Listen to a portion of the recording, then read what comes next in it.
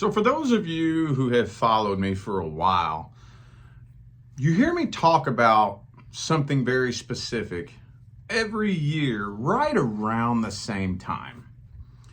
And this year, I'm going to do it just a little bit earlier because here in this energetic cycle that we've just recently stepped into, the energy is unusually heavy from a lot of different angles.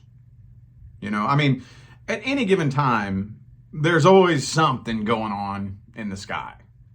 I don't like to be one of those people that every time things start getting hard, I blame the celestial events or the astrology or whatever the case may be, because there's always something going on astrologically. Always. There's always something in retrograde, something going direct, something in pre-shadow, some kind of full moon or something. That never stops. That's a constant process. But this particular cycle that we've moved into here recently is really about leveling up and leaving the old cycle behind. Now, if you followed me on any platform, and even in a couple of my readings, you've heard me say that this Virgo season is all about pain first. I know that may sound kind of like crazy. What is he talking about? In this realm of duality that we live in, everything has to balance out. You either get pain first and pleasure later, or pleasure first and pain later. That's an immutable universal law. There is no exception to that. There's nobody who is exempt from that. If you live in a human skin suit here on planet Earth, those are the universal laws. Now, here's what I usually touch on every year around this time. Like I said, this year I'm doing it a little bit early, but we're coming up to the last quarter of the year. We're not quite there yet. It's right around the corner. But every year, right as the year is coming to a close, usually right at the very end, mid to late November into December, that's when everybody looks back on the previous year and starts bitching and complaining about how hard it was and about how bad it was and about how the next year is just going to magically be better for some reason. Now, don't get it twisted one daggum minute. 2024 is going to be a crazy ass year.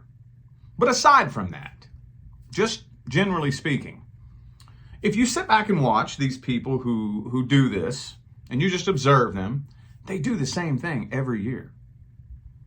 Every year, they're sitting in the same spot, bitching about the same shit, saying the same things.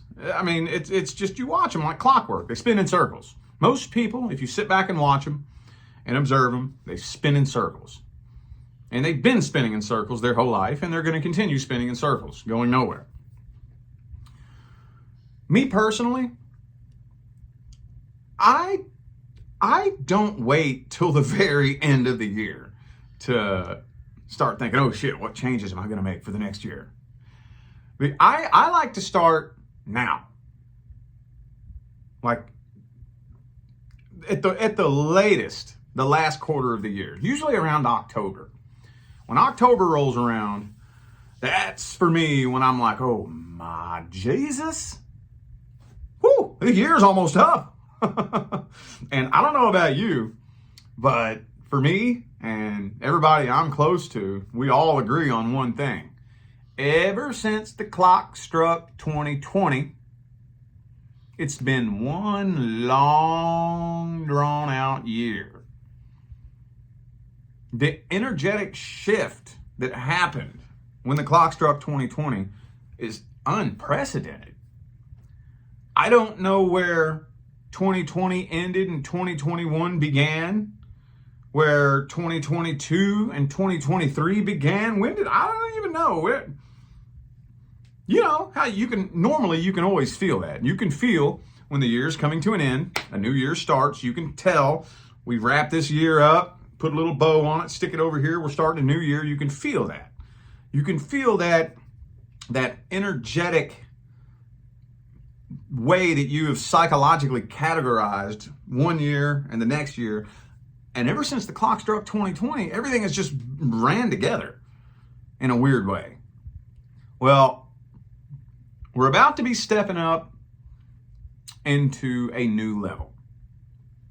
About to step up into a new level. For some of us, that's a good thing. For some people, it's not such a good thing. Not such a good thing at all. Some people are going to go up a level. Some people are going to go down a level. So I want to try hard not to assign any connotations like good or bad. It's really hard to do using human 3D language. That's hard to do. So if I do that, forgive me. I don't mean it that way. We're moving to a different level. Let me put it to you like this then. For some people, that will be a pleasant experience. For some people, that will be a very unpleasant experience. How about that? How about that? Now, this Virgo season is all about pain first. If you want to have that pleasure later, you have to go through pain first. Pain first. Hey, for many, many, many years, I get it. I was one of those people who chased pleasure. Chased pleasure. I could not live in my own skin if I was uncomfortable. This was before I really understood the nature of universal laws and, you know, just the nature of this matrix that we live in. But I get it. I was there too. And for the life of me, I could not understand why I was going through so much pain. Why the universe kept throwing pain and discomfort and adversity at me. And it's because I was chasing after pleasure. Everything has to balance out. Everything has to balance out. So whatever you chase after, that's fine. That's fine to chase after that. But just know the other end of that spectrum is coming and chasing you to balance back out. How many people have you heard say something to the effect of, every time something good happens to me, something bad comes and takes it all away? How many times have you heard people say that? Or maybe you've perhaps said that. I'll tell you why that happens. That happens because, for reasons that I don't really have time to dig into for this video, we have been kind of conditioned to believe that one of these days we're going to reach a level in this life where it's going to be nothing but positivity, love, light, happiness, pleasure, comfort, ease, all the good stuff. All the good stuff and no bad stuff. We're conditioned to believe that that's possible in this life, and it's not. Not in this life, not in this dimension. This is a dualistic dimension. I'm not saying that that's impossible throughout the whole universe. Absolutely not. But that's not why we came here, though. If that was the game your higher self wanted to play, there are so many other countless dimensions, densities, and planets where your higher self could go play that game. And you probably have played many, many, many games like that before. It's just that the evolutionary process is much slower. Much, much, much, much, much slower when your higher self continues to play those kinds of games and have those kinds of experiences. So we come to Earth. We come to Earth. How do you grow and evolve? How do you do it? You get broken and rebuilt, and broken and rebuilt, and broken and rebuilt, and broken and rebuilt. That's how you evolve. See, once something is broken, it never goes back to its original dimensions. Ever. And it's not supposed to. I could fall down and break my arm right now. And I could spend, I don't know, $5 million going to the leading world-renowned broken bone motherfucker on the planet who could fix my arm like it perfect. 100 years from now, they would still be able to dig up my bones and say, that dude had a broken arm at some point in his life. Because it's not going back to its original dimensions. Nothing does. It's the same thing with you. When you're broken, you are not going to return back to your original dimensions. A question people ask me all the time: how do I let go and move on? You don't. You don't. It's impossible. You can't.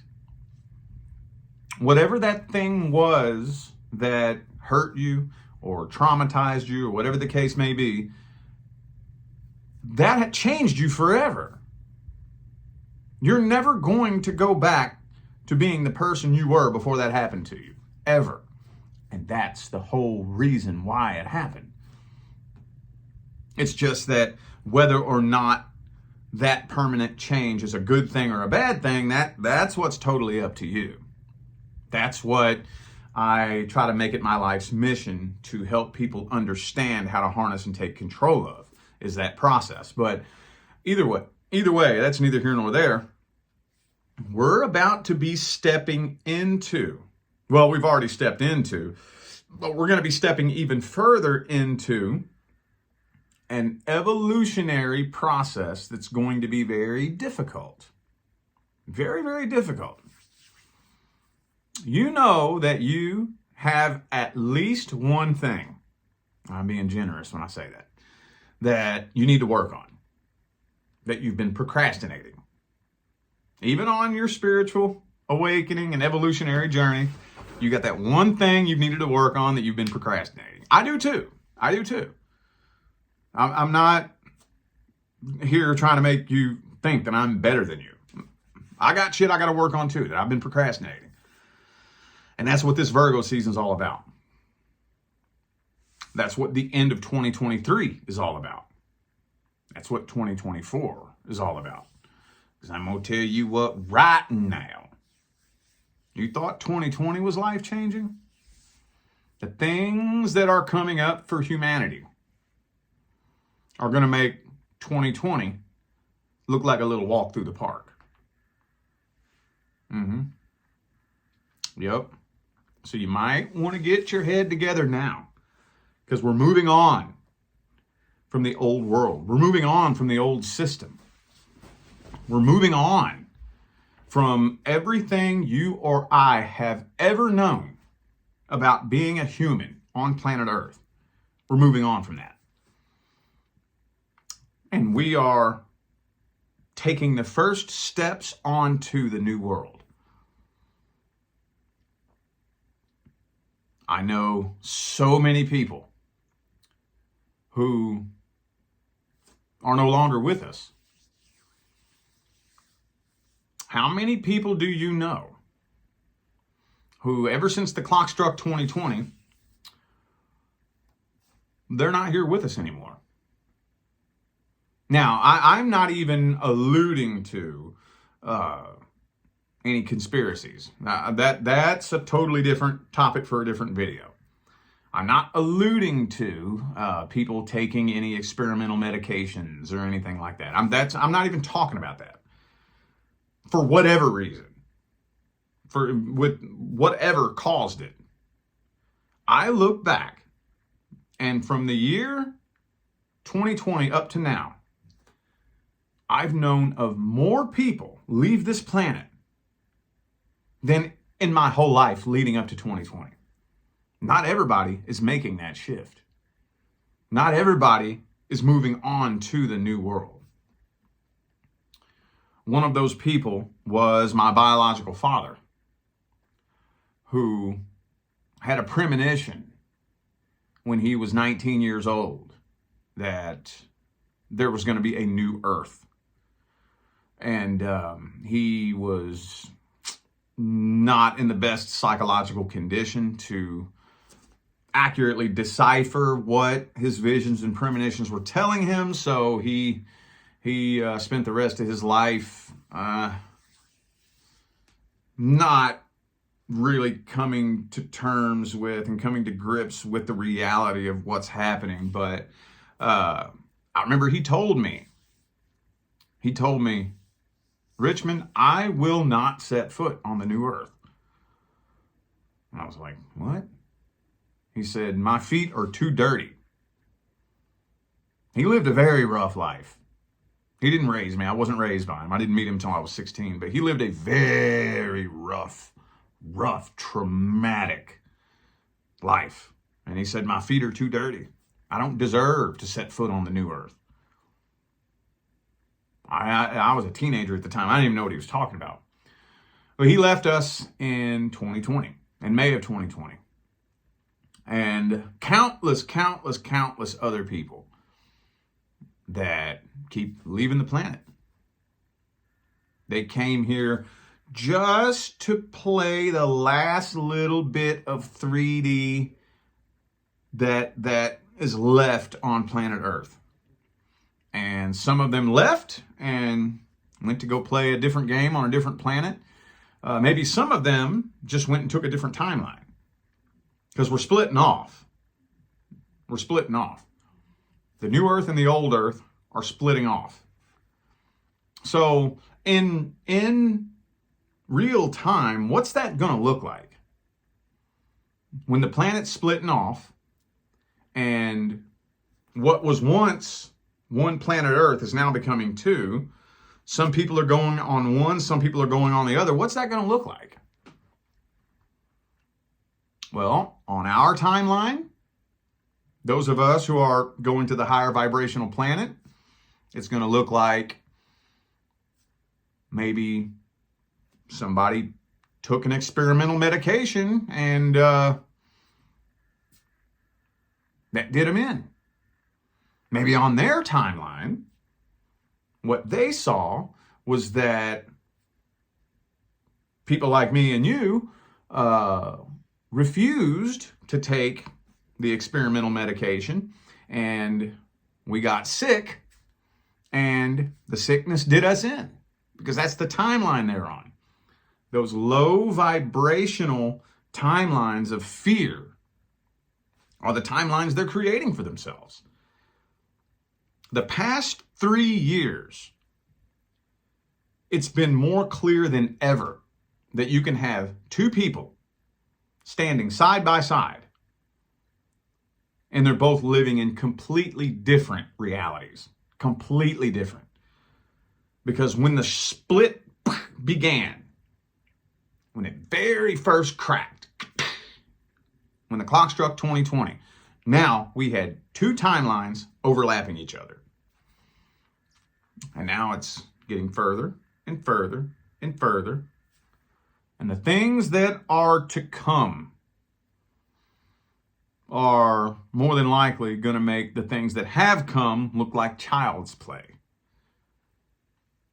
And we are here very, very soon stepping into a very heavy, energetic cycle, because we're moving on to a different level. Again, to some of us, that'll be a pleasant experience. To some of us, it won't. But you know what that depends on? That depends on what you choose to do with your time now. This Virgo season, are you going to do the hard work first? Are you going to go through the pain of the hard work first so that you can experience pleasure later? Or are you going to be lazy and procrastinate and nah, I'll do the hard work later, and wait until the universe shoves you into a corner and takes everything away from you and forces you to do that hard work so that you'll have pain later?